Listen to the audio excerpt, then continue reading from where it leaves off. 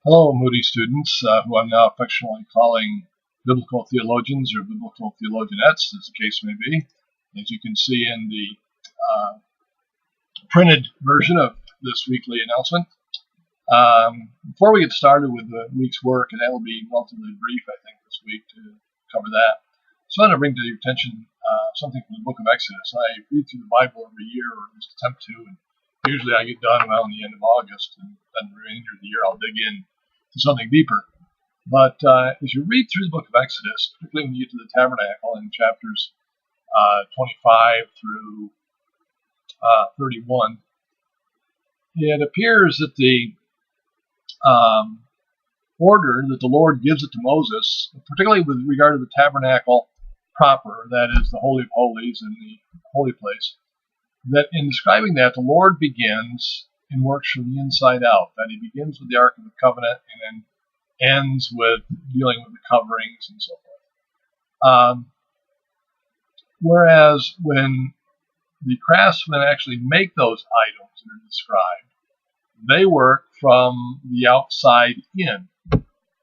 And then later, when it comes back around to those items being brought to Moses, and then the Lord giving instruction to Moses on how to set up the tabernacle, and then when Moses actually erects the tabernacle, it reverts back to going from the inside out. And my thought here is that it's very much like man generally. When God wants to build his presence among his people, he works from the inside out. He begins with our heart and works out into our behavior. Whereas man, always wanting to earn our way to heaven, works from the outside in. That is, we think we can work our way to heaven, and we can deal with externals and not have to deal with internals, or those will come later. But here, even with the construction of the tabernacle, it may be that the Lord was giving us a glimpse of what was going to follow, because he builds the holy place and the Holy of Holies from the inside out. Whereas when man made those items, man started with the things farthest from the presence of God and worked toward the presence of God. So just some thoughts. By the way, there's a link there you can copy in your browser, Berean.com.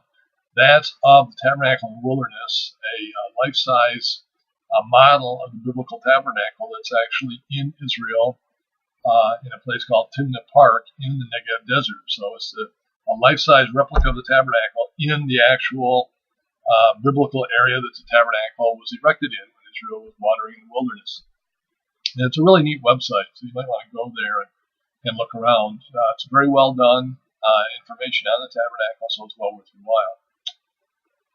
Okay, this week's work, our objectives. We want to provide an overview of the progression of biblical theology as an academic discipline.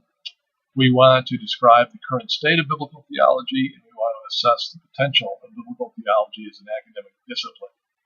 So you'll be looking at all of those things. Your reading is in SCOBY, the History of Biblical Theology, and the additional pages there, the New Dictionary of Biblical Theology. These are items that should be in your resource file. And then Kostenberger's The Present and Future of Biblical Theology. So read these over. You are going to have a paper, your assignment 3, Challenges to Biblical Theology. You'll actually be writing a double-spaced, no longer than 3 pages paper dealing with these. And of course, the instructions are there in the week 2 section. And then you'll have a discussion board where you're going to have to discuss how you feel about the practice of biblical theology. That is, what's missing from it, if anything, and what do you think its greatest weakness is, what do you think its greatest strength is, so forth. I'll also be looking at your personal introductions this week. Some of you have been in classes I've taught before, so are a little bit acquainted, but it's good to get updated.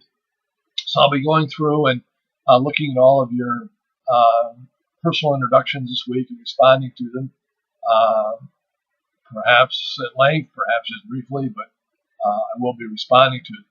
And then, just to give you a heads up, the normal industry standard for online education is work should be returned within a week of its due date. So since things weren't due till actually last night, Monday night, then I've got till next Monday night to get things graded. But hopefully, I'll be getting Moody coursework graded probably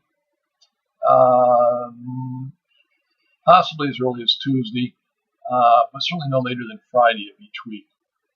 And so you'll have a couple days where you would be able to see previous week's work in comments. And I will put, as the technology allows, I will be giving you good feedback on your papers, material you turn in, whether it's with a rubric, whether it's with direct comments.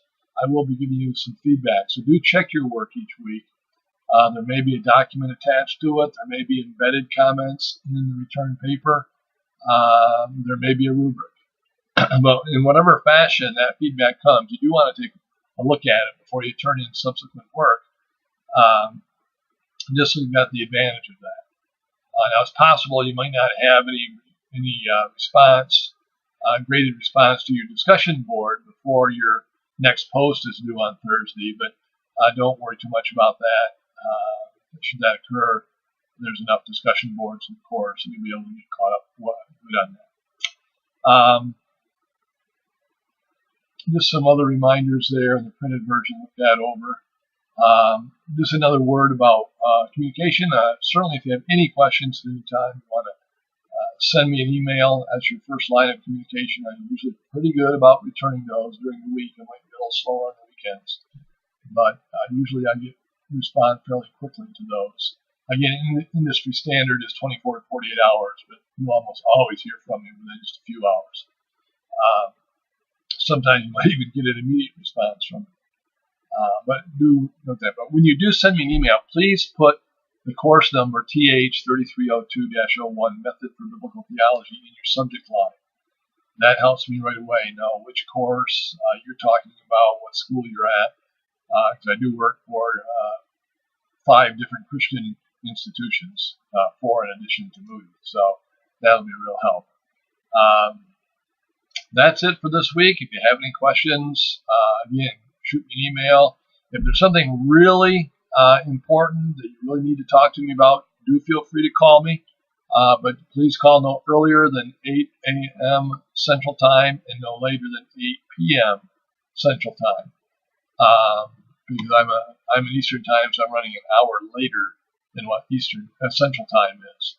So again, you can call me anytime, 8 a.m. to 8 p.m. Central Time. And you can make whatever adjustments you need for the time zone you're in. Okay, I think that's about it. Enjoy your week studies and watch for my comments in your personal introductions and then in your coursework. God bless.